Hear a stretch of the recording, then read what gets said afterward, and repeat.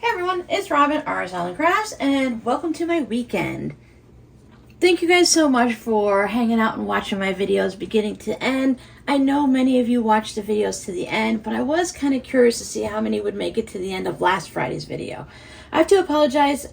The adding a voiceover to the video is kind of new to me, and I tried to edit it off and make it all mesh together and work, and it just didn't work. So I appreciate that you guys made it to the end and tested it out. So today we're going to try something different on this video. I'll either stop and talk like this and tell you what I'm doing, or I'll just let the video go and you can listen to whatever's happening. These are the containers I was hoping to find at the Dollar Tree to put my new labels in after I cut them apart. I couldn't find any, but I did find some here in what I call my Barney bin, and if it's something that I happen to need that's not craft related, I can usually find it in that container if I brought it here. For an under the bed storage bin, that thing holds a lot of random bits.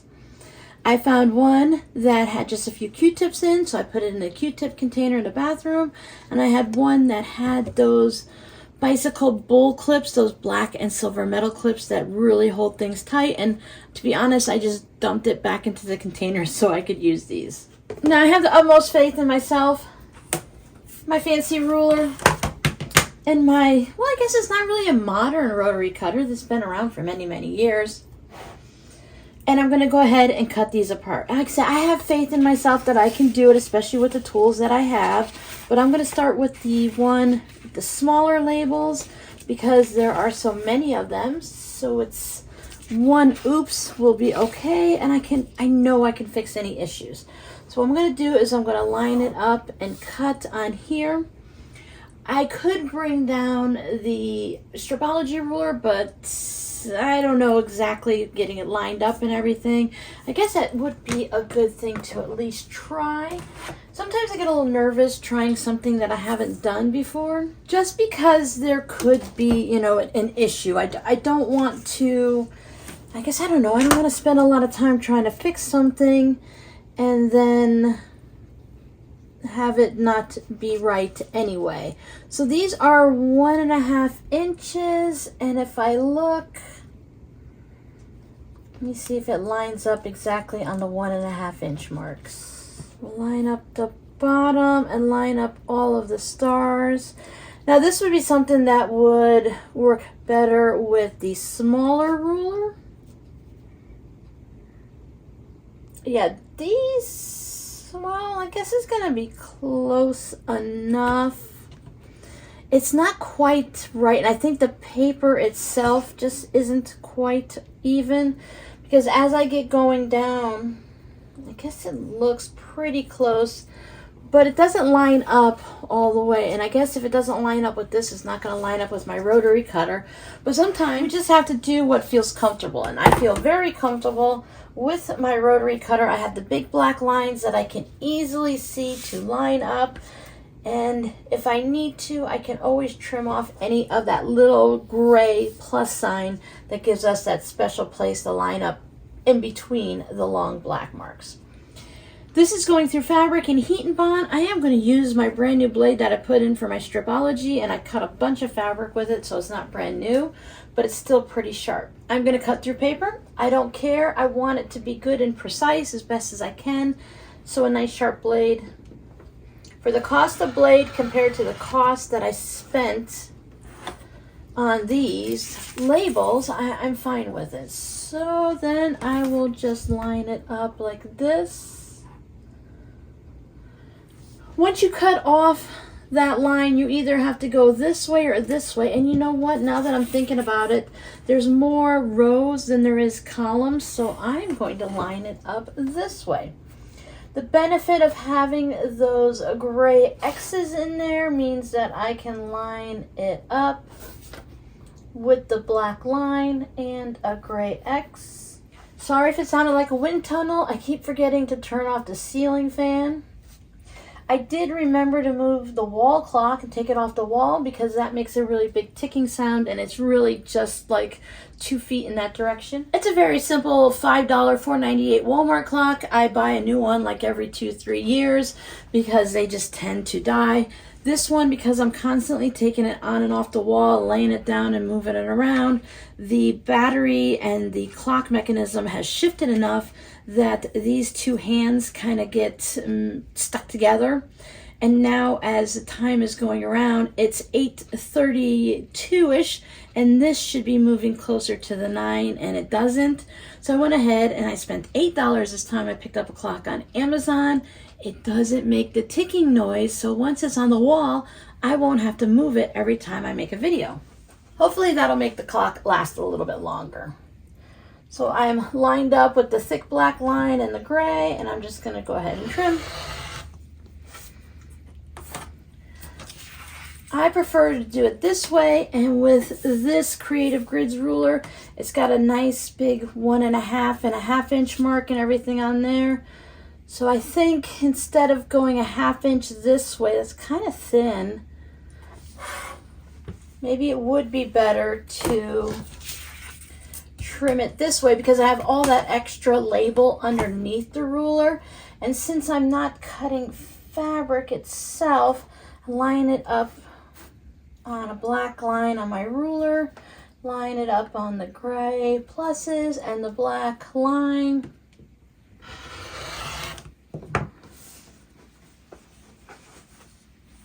Voila! I have a very, very thin strip of labels. That just shows how small these labels really are, because they're only a 1/2 inch. So a 1/2 inch, as we could see, really, I mean, it's just this gray spot right here on the ruler, which is why it is so thin and tiny. But it's what I need for smaller projects, so it's perfect. So let me continue to line everything up. Again, it would be really easy to just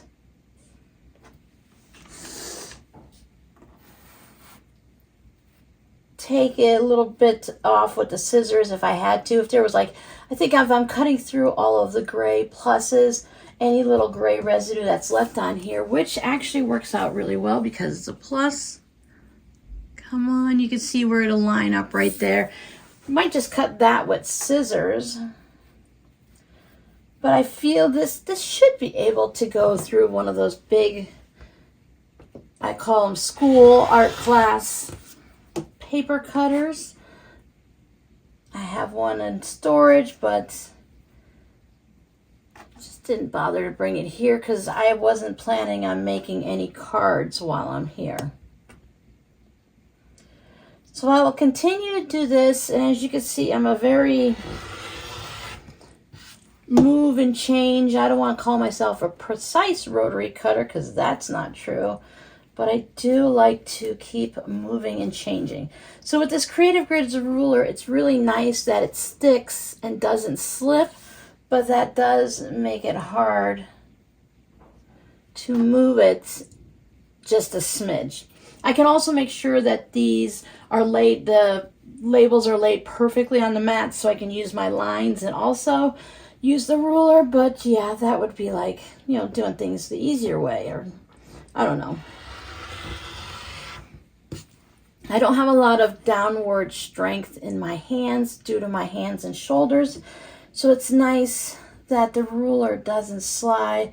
That's why I was willing to pay that extra money for these rulers, because I do like how precise they are. I like that frosted area versus some type of other texture, because it has little frosted circles all through here also to really keep it, where some rulers it's just a little bit here and there, and sometimes it makes it harder to see the numbers with the way that they have things frosted. So today I'm just going to keep doing this. I might just cut up the small ones as I'm warming up to my day. Like I said, it's only 8:30 in the morning. So I like to start with something to just get my hands and brain going that doesn't take too much thought process. So we'll see what we get up to next. I'll probably cut these up and then show you them in the container. I'll save these sheets for tomorrow, but I have plenty if I want to work on a project. I had to organize them and make them semi-neat, even though these are not all in like right side up and all that, and these are nice and neat. Hopefully I just don't mess them up. I decided to go ahead and just finish up cutting the labels since they were out. Just take that few minutes. Now I have plenty of labels for whichever project I'm working on. So as I have a few minutes before lunchtime, I thought I'd go ahead and cut some pink and aqua scraps for my Patreon video. I just have a few aqua batiks that I pulled out of the scrap bin. Here's some pinks. So I need to have a total of 36 2.5-inch squares. I've got 14 pinks. My scraps are good in the pink department. I have some nice larger ones, some smaller ones. Not a lot that I could cut a 2.5-inch square and stay within this lighter pink. I can pull in some of the cherries and the aqua and stuff on there, but I didn't want to have shocking bright or deep dark, and I didn't want to have a whole bunch of things in it. Just the cherries is enough.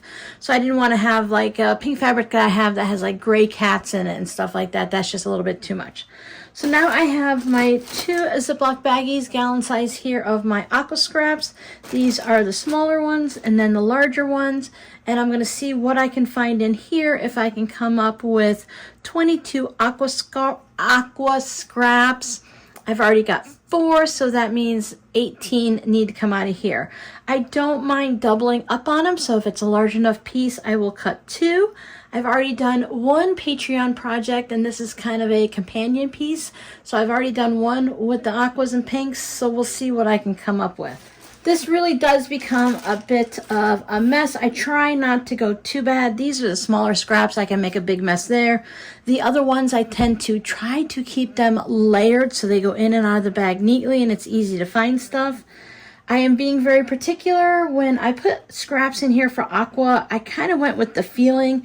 Like, this one is not aqua, so to speak, but it does have the aqua colors in there, and I wanted it to contrast when making like zipper pouches. But for this project, I want to avoid something that leans more towards the greener aqua, the turquoisey. So I want to stick with more of the blue aquas and see what I can find. Like this right here, this one's binding, so if I can open this up, it looks like a jelly roll strip. This one does lean a little towards the green aqua, but we'll see. What I'll do is I'll set this aside, and if I don't have enough and I run out, I can go ahead and add just a couple of variations off of the aqua. But for to start with, I want to see what I can find in the standard. In my mind, what I'm thinking is the blue aqua. Now this one is not an aqua, it's just a pale blue, but I think that this will work. And I don't think I would mind having 2 of these in the project because it would go nicely with the pink ones. So I could cut a strip that's 5 inches. I did that for the last project. Or I can just fold this in half and I'll just cut a 2.5-inch square out this way.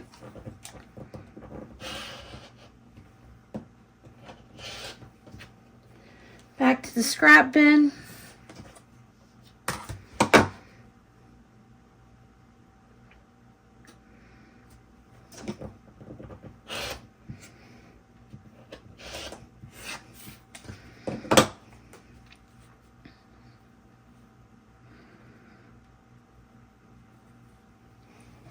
I like to put these in groups of 5, and I like to kind of separate them so I can see how the colors are changing. So there's my first 5, and there's the next one. So again, I just go through and see if I feel like it's going to work the way I want. I really don't want those blue swirls in there. That definitely works. This is part of the maybes because it does have a bit of white in there, and I will have a white background.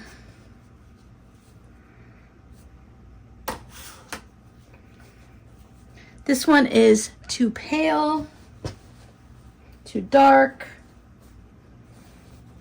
too darky green, too many things on it. Now my aqua fabrics are, you can see I have abundance of them. So I'm fine if I wanted to sew aqua pouches, because this is definitely would fall into the aqua for me, but this isn't going to work for this project. So when I'm looking for specific aqua scraps, I might feel like I don't quite have what I need. And this one is a little bit into the more of the green turquoisey, but I'm going to save it.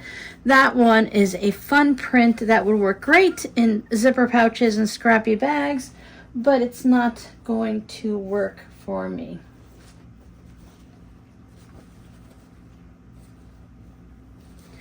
Having my scraps separated like this and then going through it for projects, it's easy for me to see what I need to build up in my stash supply. So when I'm looking at fabrics, this is a really pretty fabric, but it's not going to work, it's too small. Great again for zipper pouches, and that's one of the reasons I separated by color for zipper pouches. And also I can get nice 2 strips out of that, 2.5 squares out of that, so then I can put this back in for a larger project. So this allows me to see what do I need to purchase, maybe a fat quarter or a quarter yard, just to keep an eye out for. Okay, all this goes back into the bag. As I'm just flipping through the scraps, I might miss something and not see it, and I might find it the next time I flip through it. It all depends. And sometimes when I have something that's like this that I'm like, I'm not really sure, I don't mind putting one in sometimes and then just putting the scraps back in for the next time that I flip through them.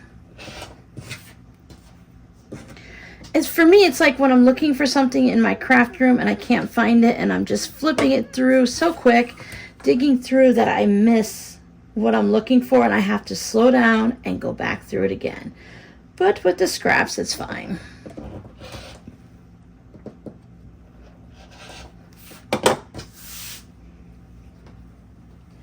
There's usually other scraps to be found.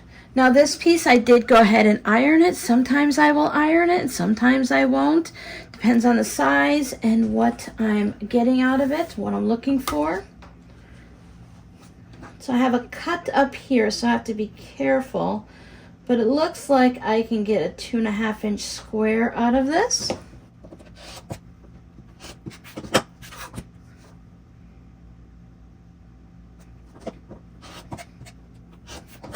Then I just need to find a spot for another one.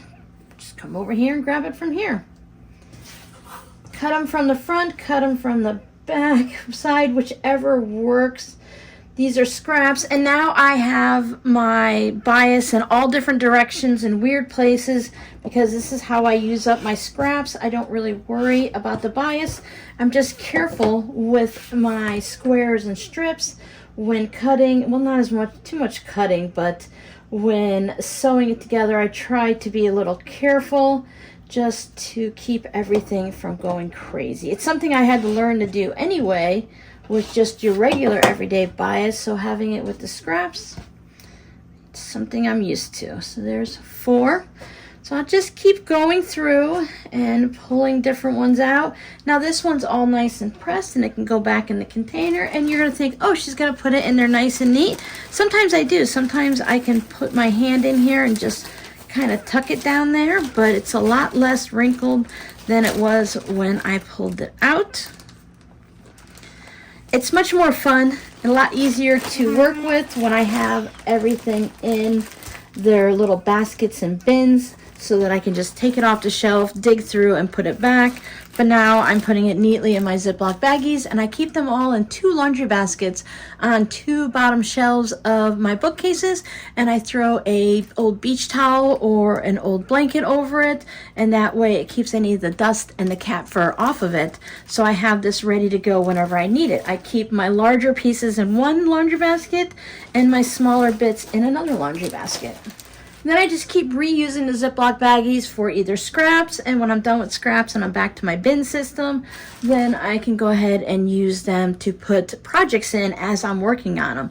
So I can have all of these cut squares and everything in the Ziploc baggie ready to go, so when I'm ready to sew I can grab it. I could put it in my plastic bins, but I find they tend to get a little mixed up that way. So I'm going to keep working on this for a few more minutes. It shouldn't take me much longer to get the rest of my aqua squares. I'll take a break for lunch.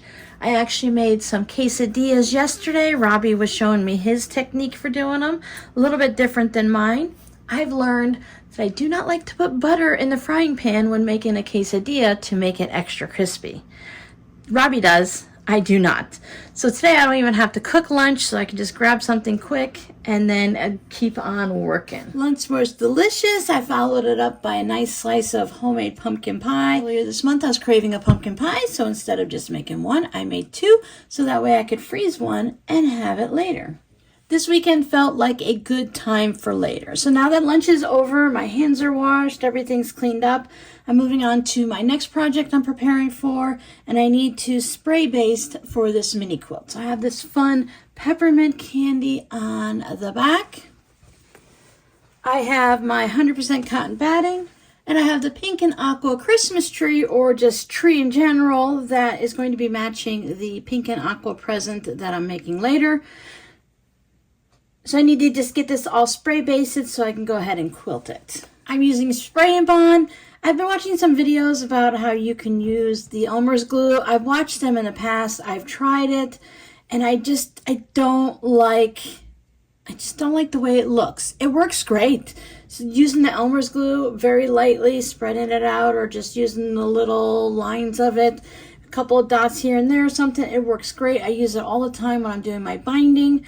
But I find that just the spray and bond spray works better. It's expensive. This is a 7.2 ounce can, and I think I pay like $10 for it on Amazon, give or take. And it just try to go a little easy on it so it goes a little further. But it works. Sometimes when things work and it makes things easier, then we have to go ahead and use it. I have a little waistcloth to protect my pressing mat there. Try to be very careful not to get it on the wall, and it seems so far it's pretty good. It's not sticky. It doesn't look like the dust has stuck to glue or anything like that.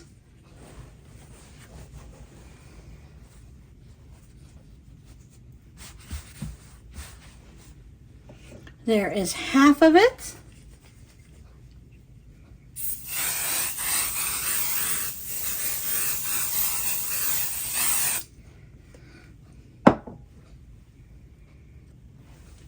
I like to spray right onto the fabric, not the batting. That way, and that's because the batting just tends to absorb a lot of the glue. And there's one half, and then I have the other half. It's real easy to tell because one, it's in half, and two, this part's already sticking.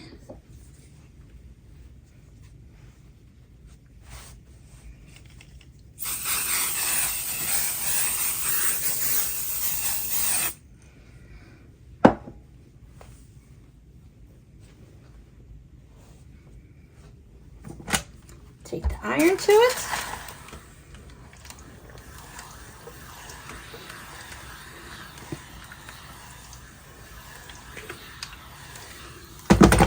I'll probably do a more in-depth standalone tutorial next year for spray basting. Probably do it something simple like a mug rug so it's easier to do, easier to see. You can do this and spray baste an entire king-size quilt if you'd like.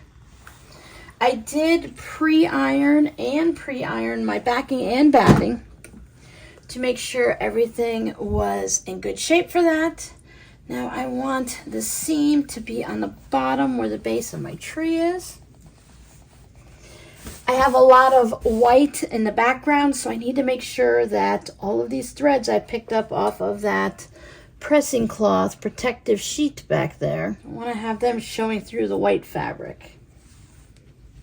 I need to make sure that there's enough batting and backing all the way around before I worry about gluing this down. I like to still give this another press because I have not pressed this since I last worked on it.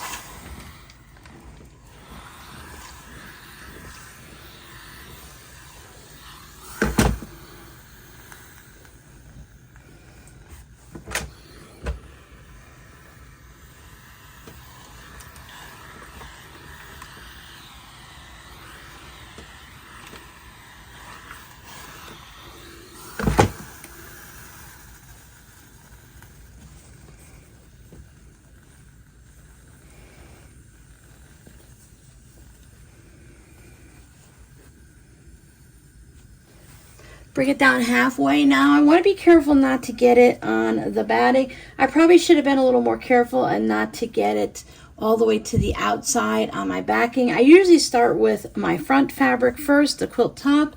I just didn't do it this time. So I want to just make sure that it's not everywhere.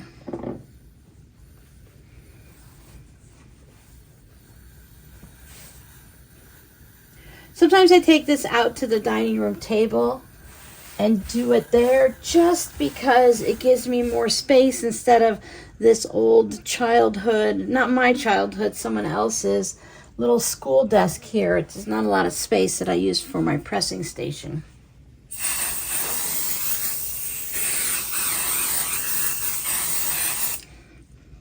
I've noticed that this does change as it comes out when it's brand new versus to when I'm getting down to the bottom. When it's brand new, you can see a lot of the strings of the glue coming out. And when you get down towards the bottom of it, it really just kind of sounds like air coming out. But if you touch it, you can still feel that it's sticky.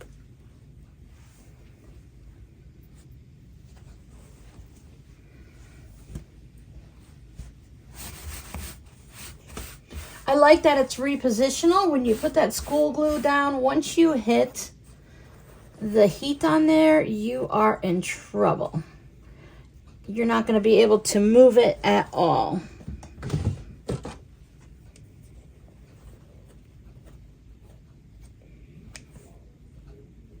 Remove any threads, hair, or dust bits, or whatever might be on here.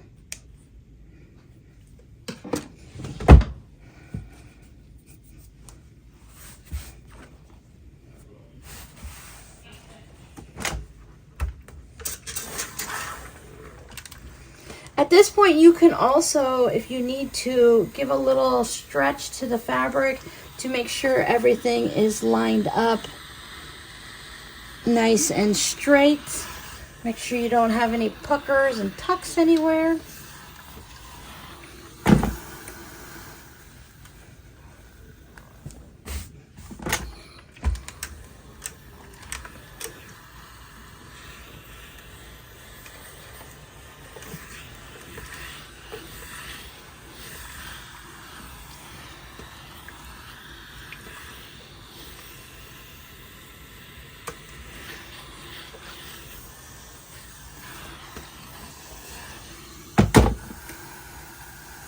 And that's it, easy peasy. Now I can take my little tree mini quilt here and I can go ahead and quilt it today, or I can just roll it up, or you can fold it. I prefer to roll it gently if I'm not going to quilt it right away. And then I just set it on a shelf somewhere where it's not going to get dust on it. You could always cover it. I don't want it to get squished flat because I don't want any creases to get put into it and to have the glue hold on to it. I think I'm just going to do the simple serpentine stitch on this. I'll probably do it on the diagonal just because I like that diagonal look to it. And that way also when it's on a diagonal, your eyes don't notice if it's not exactly perfect. It doesn't notice spacing as much as if you were going this way or following it that way. It would be really easy to do it and follow the seams that way also. But whatever's on the other quilt, I want to carry over to this quilt. Thank you guys so much for hanging out with me this weekend. This is what I did for just a part of Saturday. Now I'm going to go ahead and get all of this stuff put away and pull out fabrics and start cutting them for some of the zipper pouches and see what else I can get into in the next few hours before Saturday evening chores and taking care of the cats and the dishes and the normal household stuff kicks in. I'm hoping to get a little bit of knitting tonight, but we'll see. I've also been working on the fabric postcards for Christmas this year. For them, I need to have a bunch of pieces cut out on heat and bond, so I need to finish tracing these out, get them all cut out, choose the fabrics and stuff like that. So instead of having that fun, relaxing evening of knitting, I might just continue working on this. YouTube is starting to suggest people's Advent videos from last year. They even suggested my own Advent video to myself for my series last year. They're like, hey, we think you might like these videos. I'm like, well, yeah, they're my videos, but please suggest something new. I wouldn't mind something a little different, YouTube, but thank you so much. I always enjoy Vlogtober and Vlogmas, where many of the crafty channels and just regular YouTube channels, they like to go ahead and do one short video each day. So that's always something fun to look forward to. And I will have my Advent series. I usually run it at 7 p.m. I'll probably do the same thing this year. And you'll see me open my Advent packages from my friend. And afterwards, I show you what I sent to her and what she opens on that day. I hope you guys have a great weekend, and I'll see you guys in the next video. Bye.